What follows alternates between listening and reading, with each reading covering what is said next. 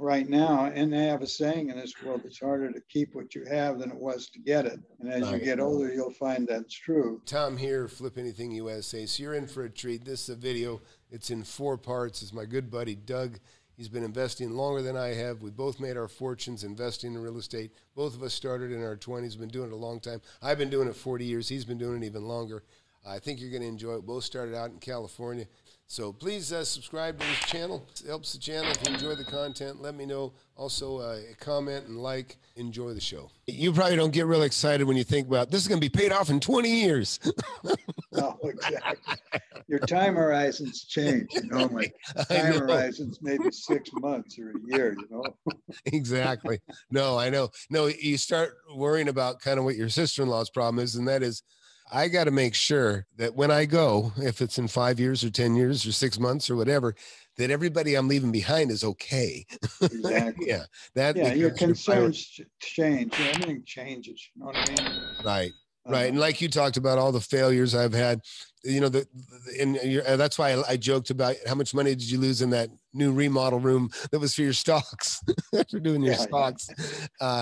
Because, and you know, Al, I've lost some of your money too, but when we've done stuff together that I've talked him into doing with me. But that's the beauty of it, is we can sit here and laugh about money we've lost, and it's not a big deal because we've got this cool little vehicle we designed called our real estate empire that feeds us. It feeds us the ability to take chances and play with some money and go, hey, maybe this will go somewhere. And if it doesn't, it's not going to wipe me out. And that's why I always, you know, I worry about people in their seed capital. I always call it seed capital. You know, young people start and say, listen, your seed capital is so important, which actually is going to bring me to another thing to talk to you about.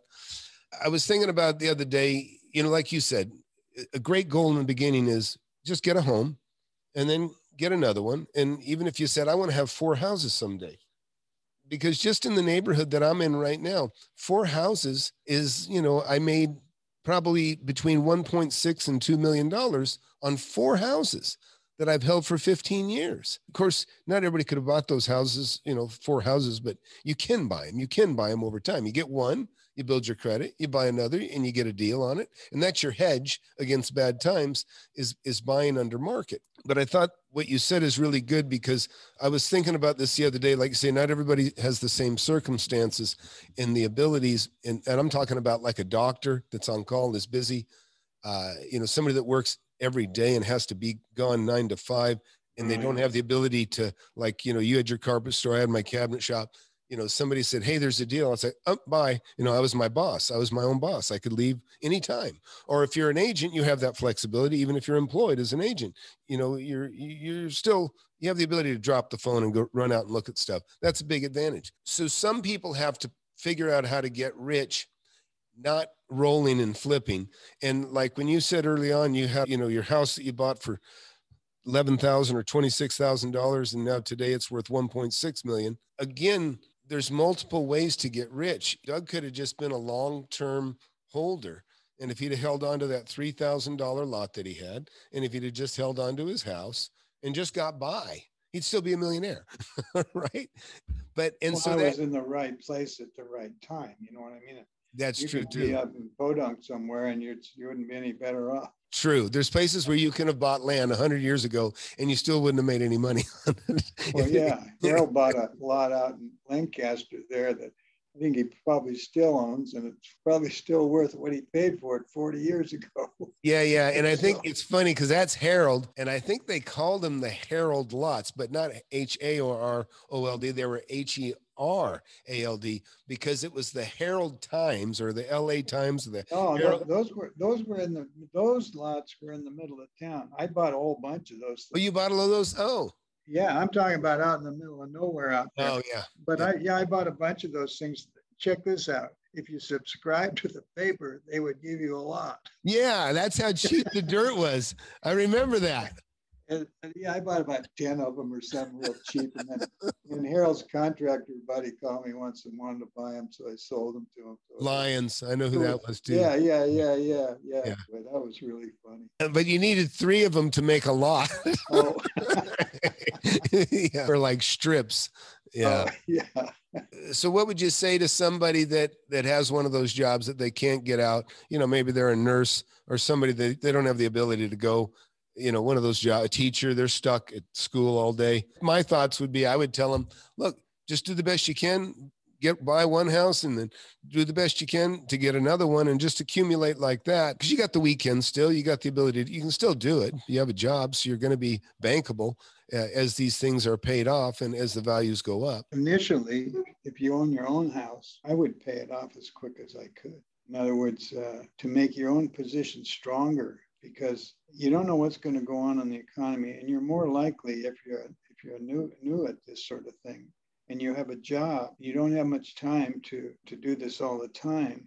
What you want to do is become a great saver, and you want to be solid in your home, because what happens is you make your great deals and find out what the values are in where you're looking. And then as a metric, you have to decide what is a good price. Just because something drops, in half or whatever, it doesn't necessarily mean it's a good price if it's still too expensive for the average people that live in your area. Guidelines, I think, well, if you can pencil out a deal where it's only going to take less than half or way less than half, say a third, but to say a third, because that's how the banks do it these days. And if you can find that, and then that that's a real good target. By the price you pay, you can charge them that kind of money to hold the thing.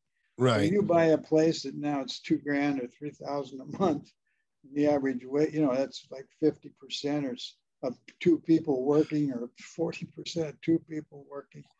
Just find out, you can tell what a deal is. Just pretend you're that person, and how much if I made this much money, could I rent this place and feel comfortable about it? Because you just know. I mean, that's what you have to do. Tom and I, we look at so much of this stuff that I have little like red lights go on if I ever see anything that's.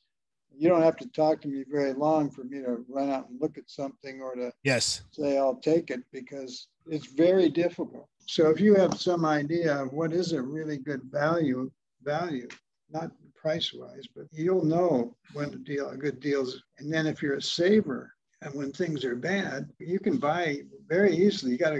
Like Thomas says, you got to move fast when things, go bad, and you don't want to be caught in the whirl with everybody else. So how do you not do that? No.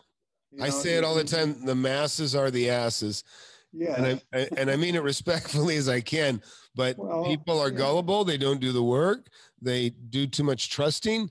They don't do the work. And a little delayed, a little delayed satisfaction is great, because my wife and I, we've never suffered for in our lives, as far as, even though we saved, we always had a good time. We always got to do things we wanted to do. We didn't go out and buy new cars every year and do all this crap, just spend your money. It's so easy to get rid of your money. So, but when so after, when the time comes, like you're sitting pretty when everybody's still busting their butt, that's well worth it, after 20, 30 years. Believe me, the time goes by so damn fast, you won't believe it. I know. Well, I see it already. I mean, even 5 years goes I think it goes faster the older you get, is the way it feels. Yeah. So what Doug's saying is also the way, and I relate so many things, what Doug says. The most important is to be comfortable, not look comfortable, not look good. You want to feel good. Okay. I know you're the same, Doug. So what makes me feel warm and comfortable and sleep well, even when everything's going to hell and bad things are happening, I go, oh yeah, I'm getting sued, but I got insurance. Everything's going to hell. The market's dropping, but that's okay. Everything's mostly paid for, or I have good assets that are well located. I'll keep them full. I might have to cut the rents, but nobody's leaving. Those are important things. I'll challenge you a little bit on something I want to ask you about. You said earlier, get your house paid for. Do you think you did that when you were younger? Was it that important to have your house paid for? You had to have your investment capital on the side, right? I mean, that's when you can take your chances, though, too. Yeah, but I'm talking, when I talk that way, I'm talking about a guy like the person you were talking about, who gets up and got to be at work at 8 or 9 and busting his butt all day long, and he's getting into his 40s or something, and he's He hasn't got much, and he's wondering, okay, because now he's starting, and when you're young, you don't think about any of this stuff. Sure. As you get a little older, you start thinking, okay, I don't think I can do this job for much, forever. So what am I doing your job in life, working life, is to replace yourself income-wise. You're like a piece of machinery that's wearing out every day. So now you have to do something, whether it's buying a house or something that's going to replace you income-wise. Right. No. And one of those things is your house paid for, because it's paid for. It's same thing as if you leave it and rent it for $1,500 a month. You're making $15. It's a great annuity. You know what I mean? You Sure. live in a tent outside and still get your $1,500 a month. It's like, or live in Ecuador and live like a king, and have somebody pay you $1,500 for your house here. I know when you were talking about, I thought, well, this is his more conservative self speaking right now. That wouldn't be young Doug or young Tom saying have your house paid for when you're in your 20s, but certainly buy it right. Certainly buy it right. I mean, it takes time to pay off a house. So you're right. If you had a job, you're not going to have it paid off in your 40s anyways, but that might actually be a good approach for some of you that watch this, conversation with me and Doug, is if you got one of those jobs that you don't have much freedom, then maybe you kind of invest like a 40-year-old. You think, okay, I want to get my house paid off, but not necessarily before you buy a second house. You can still buy a second house, because it's a beautiful thing to go, oh, well, this mortgage has gone away. And then a couple of years later, oh, that house I bought 2 years after that house, that mortgage is going away. And here's another one. Because one of the things I was examining, Doug, is I was thinking about how many ways I've made myself a millionaire. And you and I know it hasn't been the app business or stocks. But so I got houses, just houses that I held for 15 years, made me a multimillionaire, more than $2 million, right? I mean, many more times than that. I've had several houses that I've held for, maybe even 10 houses. There's probably $5 million there, 5 million. Okay. So there's one way. And then a piece of land I bought, I held for 20 years. 2.5 million or 2.8 million. There's taxes, but I rented. But overall, I probably made about 2.5 million just by that asset sitting there. And so there's one way. And so it'd be like you hanging onto the $3,000 lot your whole life, or 20, 30 years, same kind of thing. But people say that, and they'll say, why don't we should just held on to it? And I always, there's this farmer that a friend of mine was trying to talk him out of his land. And he told the farmer, he says, look, you should sell this thing. Or actually, it might have been the farmer telling me this story. Actually, now I think about it. He says, the guy was trying to get him to sell this place. He said, yeah, you need to sell this place. You realize how much it's worth. You can invest it. And he said, look, he goes, you're offering me millions of dollars for something I bought 60 years ago that's worth, whatever it was worth, $3 or $4 million. And this is a long time ago. And so he's saying, I think that was I think I already have a pretty good investment. I don't need to sell it. You know what I mean? And so a different way of thinking. That's a farmer raising crops, and all of a sudden, the land they want to put houses on, it's a different crop now. It's houses. But well, I remember when I was in Italy, and we went to see where Florence, where Michelangelo and stuff were there. David.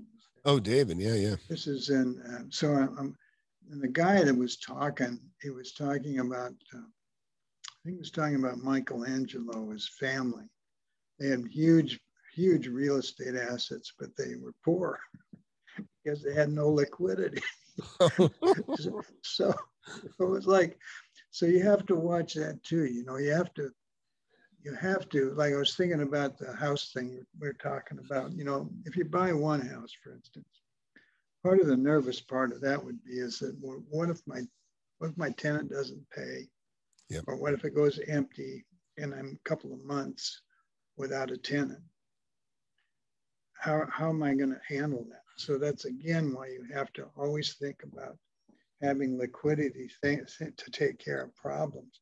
And don't think you can just go ask the banker or somebody for it because maybe they're not making any loans, or maybe so whatever you do, try to have some sort of ask yourself what can go wrong and what am I going to do if this goes wrong? Yeah, what's your hedge? Yourself, I've got this covered because I got an extra couple of grand over here, whatever it is, right? Sure. You always, you really have to, that's why I think liquidity is very, very important at different times. I mean, I was leveraged, I think 60 something, most I've ever been leveraged just about a year and a half ago. Wow. Now I'm down to 8% leverage. Yeah. 8%. I'm just waiting around, for the next deal.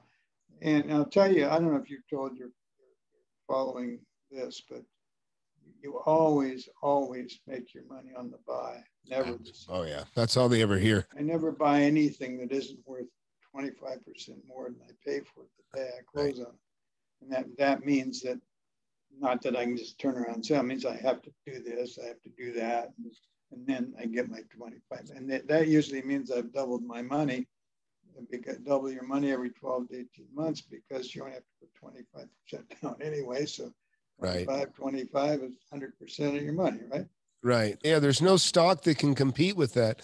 People have tried to get me into stocks, and, I passed on a stock deal one time. I could have bought. A guy told me, he was really emphatic. Tom, you got to do this. You should do it. And he said, I think it's going to go up 15 times. Well, it went up 50 times. And this is United Air merging with, I forget what, one of the other airlines. And sure enough, it went from $1.18 to almost $50 a foot. I mean, $50 per share. It went crazy. But I thought, okay, I'd take $100 grand, I could have made $5 million. That's a big one, but that's a rarity that you just don't ever hardly see. And that's like you being discovered on the street and made an actor. It's not going to happen. I mean, it's so rare, And anytime you hear stuff like that, it's usually somebody hustling something that, why would they give you a great opportunity instead of taking it themselves? You know what I mean? Well, I hope you enjoyed that. Please subscribe and like if you enjoy the content. It helps the channel. And thanks for watching.